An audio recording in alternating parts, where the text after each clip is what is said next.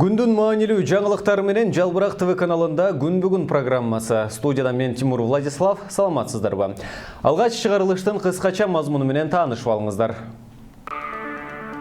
Ысык көлдөгү пансионаттар Өзбекстанга өтөбү? Качкын президенттердин жер сатуу өнөкөтү кайталанып жатабы? Үрөй учурган окуялар көбөйдү. Санкт-Петербургтагы ымыркайды өз ата-энеси өлтүрсө, 10 класстан окуучу кызын боюна бүтүргөн адам агасы болуп чыкты. Кезек Шыкмаматовго келдиби? Башкы прокуратура Шыкмаматовду 8 жылга эркинен ажыратууну сурады. 15 күн мурда Москвада машина сүзүп, Оравалда ооруканага түшкөн кыргызстандык келин эсине келди. Анын жакындары айыптуу адамды жоопко тартууга жардам сурашууда. Учурда Орусиянын Борбор калаасындагы номер 1 ооруканада Оравалда жаткан Гүлбарчын Дооранова 4 баласы бар жалгыз бой мигрант эне. Анын Орусияда иштеп жүргөнүнө 12 жылдай болгон. Акыркы убакта Москвадагы кафелерде идиш аяк жууп иштеп келген. 41 жаштагы Гүлбарчын 2 аптадан бери оорукананын жандандыруу бөлүмүндө жатат. Мектепте жалаң 5ке окуган 10 класстын окуучу кызын боюна бүтүргөн деп шектелип, кыздын 17 жаштагы агасы кармалды. Мындай маалыматты Турмуш сайты укук коргоо органдарындагы булактарына таянуу менен жазып чыкты. Шектүү мектепти былтыр бүтүргөн, учурда убактылуу кармоочу жайда кармалып турат. Эске салсак, Ноокат районунда 10 класстын окуучусу мөөнөтүнө жетпей төрөгөн, бала чарчап калган. 12 декабрда бул жыл менен саат 15:30 чамасында Санкт-Петербургтун Отважный көчөсүнүн 4-үйүнүн батиринде наристенин жансыз денеси табылгандыгы тууралуу маалымат тараган. Иликтөөнүн жүрүшүндө эмчектеги наристе тумчуктурулгандыгы белгилүү болуп, жансыз дене өлүкканага жеткирилген. Көп узабай наристенин ата-энеси Кыргызстандын жарандар экендиги аныкталган. Атасы 23 жашта, ал эми апасы 24 жашта болгон. Алар эч жерде иштебейт жана жашаган жеринде тизмеде жок болуп чыккан.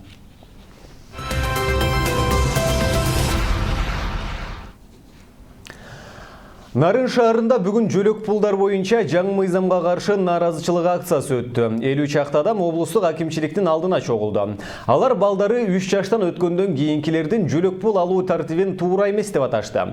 3 жашка чейинки баласы барлардын баарына, ал эми 3төн ашкандан кийин эгер 3төн көп баласы барларга гана жөлөк пул берилет дегенге каршыбыз деген тургундардын нааразылыгын Нарын шаарынын мэри Эмил Алымкулов угуп, тиешелүү кайрылуу менен өкмөткө кайрылаарын билдиришти. Жаңы жылдан тарта Кыргызстанда балага сүйүнчү бала төрөлгөндө бир жолу. Балага жөлөк пул 3 жашка чейинки баланы багууга ай сайын.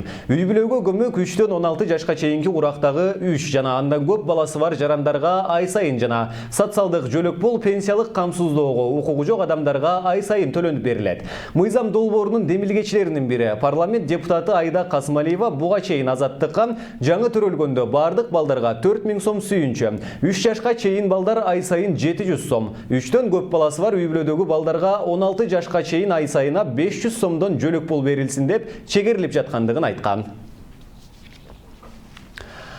Прокуратура жогорку кеңештеги оппозициялык Атамекен фракциясынын лидери Алмамбет Шыкмаматовду 8 жылга эркинен ажыратыш керек деп эсептейт. Ошондой эле көзөмөл органы анын үй мүлкүн мамлекетке чегерилип, жазасын күчөтүлгөн тартиптеги абакта өтөсүн. Андан кийин анын мамлекеттик кызматта иштешине 3 жылга тыюу салынсын деген өтүнүч келтирүүдө.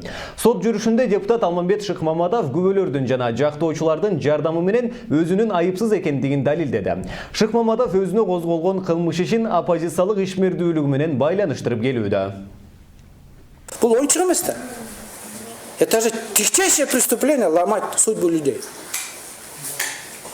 Это же против демократии, против законности. Это не то, что бергичный отруз койгон эмес. Это вообще преступление против, жанагы Гитлерде айтат го, человечности деп. Убийство эмес, бул преступление человечности. Анысыгандай в данных политических процессах это не преступление в отношении меня, Текебаева или кого-то. Это преступление против законности, демократии, против системы, против человечности. Это преступление, которое не имеет никакого оправдания. Эчкандай довод жетпейт. Дело даже не в нас. Никогда нельзя таким образом оппонентов своих бить. Жаман үйді коногу бийлейт. Бул макал азыркы биздин абалга куп жарашып турат. Өз менчигине ээ боло албаган Кыргызстан жерлерин четинен сатып жатат. Мындай тынчсыздануу ар бир мекенчилдин жүрөгүн өйүүдө. Ага карабай бүгүн Ысык көлдөгү 4 пансионаттын, Жалал-Абадтагы суу сактагычтын тагдыры дагы чечилгени калды. Бийликтин максаты эмне? Элди алдап жерин сатып жатабы? Темага кененирээк кесиптешим токтолот. Былтыр апрель айында Темирсариев баштаган өкмөт атайын токтоо менен эгемендик жылдардан бери карай Өзбекстан колдонуп келген 19 объектини кайтарып, мамлекеттин менчигине өткөргөн. Анын ичинде талкууга түшкөн 4 пансионат бар. Азыркы өкмөт эми ошол пансионаттарды өзбек туугандарга кайра өткөрүп берүү керек деп чыкты. Бирок бул акылга сыйбагандык, керек болсо кыянаттык. Андан көрө келишим шарттар менен ижарага берүү керек дейт Темирсариев. Арендага 23 жылга же 49 жылга ошо келишимдин негизинде берсе болот, бирок аяка шарт коюш керек. Биринчиден бардык салыктарды төлөйт. Биздин мыйзамды толук сактайт. Кыргызстандын мыйзамы ичиндеги жер менчик эч качан өтпөйт аларга. Анан алар инвестиция кылып, ошол пансионаттардын деңгээлин, сапатын көтөрүп, аларды ошол жылда толук иштетүү, 2-3 ай эмес, бир жылдын ичинде толук иштетүү, кышында да, жазында дагы иштетүү деп. Анан эң негизгиси ошол Өзбекстандан ошол атуулдары келип, эс алып кеткендей болуш керек да. Ал бул туризм.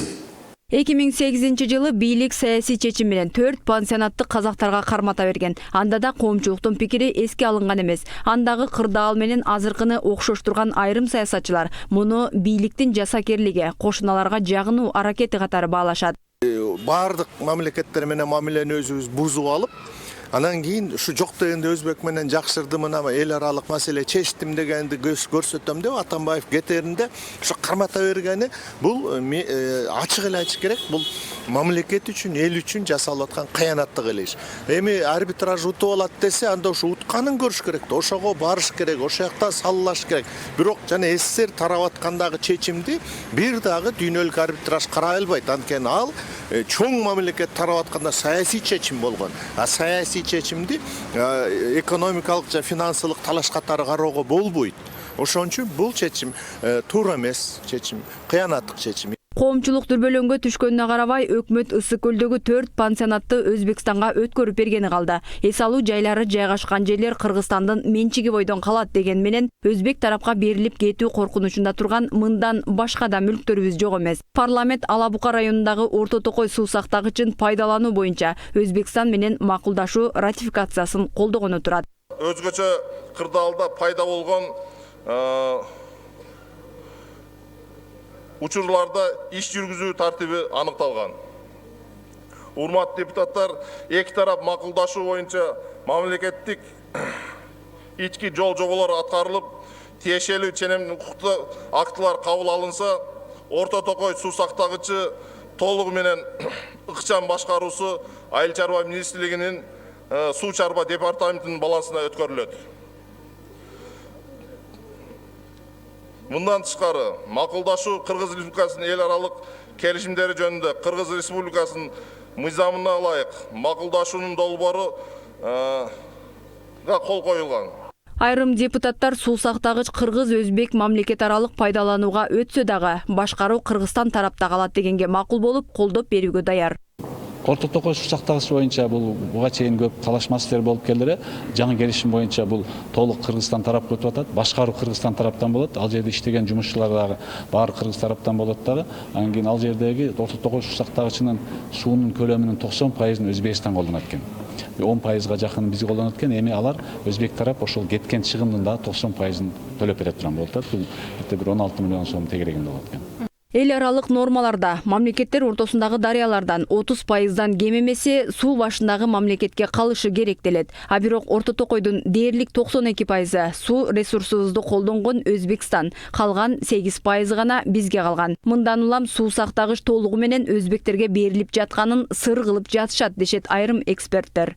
Ошол Атамбаев кол койгон келишим боюнча биз суу сактагычты кайтарат экенбиз. Өзбектер болсо ошо суу сактагычты башкарат. Анан кийин суу ресурстарын өз каалоосунча колдонушат. Андан башка дагы ошо суу сактагычтын тегерегинде 20 өзбектин үйү бар.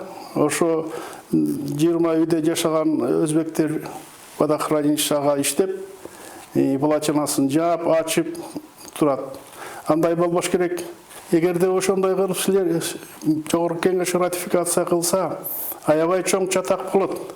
Элдери көтөрүшү мүмкүн. Ансыз деле ушулга чейин көп жерлерди берип Кыргыздын территориясын талаттырып жердик.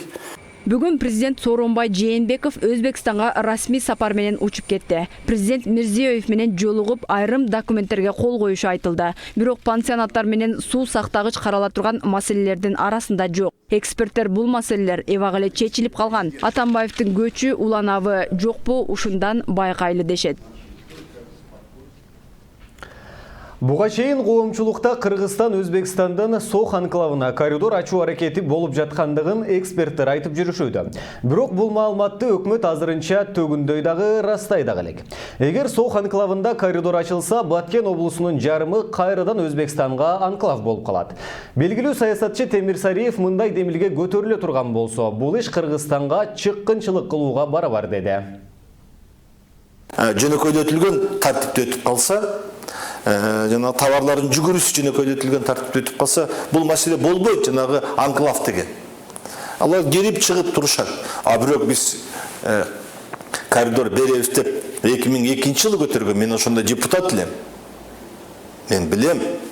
Ошондо Текебаев чыгып, көзүнө жаш алып, аке Бакиев каратып, уят кылдыңыз, кетип калыңыз, арызыңыз жазып деп ошентип айтканы бар.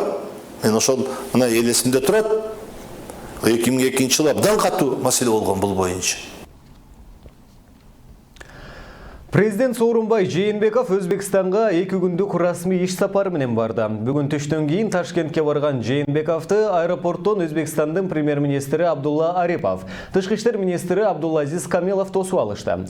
Президент Ташкентте мустикаликтик аянтында гуманизм жана көз карандасыздык монументине мурдагы өзбек президенти Ислам Каримовдун эстелигине гүл койду. Сооронбай Жээнбеков иш сапарынын жүрүшүндө Өзбекстандын президенти Шавкат Мирзиёев, премьер-министри Абдулла Арипов, парламент спикери менен жолугуп, бир катар документтерге кол коюлары күтүлүүдө.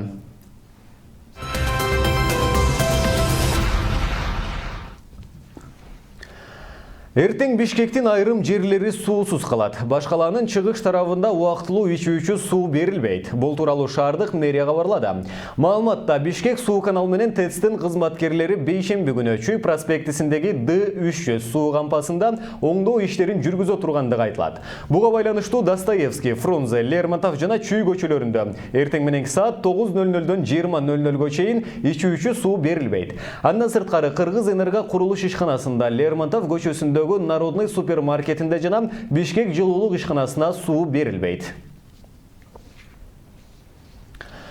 Кыргызстандык 58 килограмм салмагындагы мушкер Акжол Сулайманбек уулу профессионалдар арасындагы беттештер россиялык атаандашы Андрей Исакеевди жеңип алды.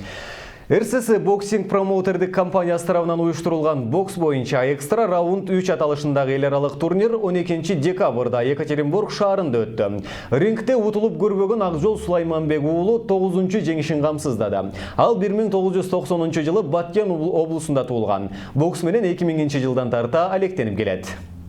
Мен жеңишим силер үчүн жана общий кыргызстандыктарга менден чоң салам. Салам алейкум шарап. Кыргызстандыктардын 57% маалыматты интернет булактарынан алышат. Ал эми телеканалдардан 56%, радиодон 6%, мезгилдүү басылмалардан маалымат алгандар 7%-ды түзөт. Мындай маалымат M-Vector консалтинг компаниясынын Кыргызстандагы медиа рынок боюнча бүгүн жарыяланган иликтөөсүндө айтылат. Сурамжылоого катышкан элдин 6,6% өздөрү маалымат алган булактарга ишенерин билдиришкен. Иликтөөнүн жыйынтыгында ТВ, радио жана гезит журналдарга караганда интернеттен маалымат маалымат алуу күчөп баратканы жана мунун себеби катары мобилдик интернеттин өнүгүшү айтылган.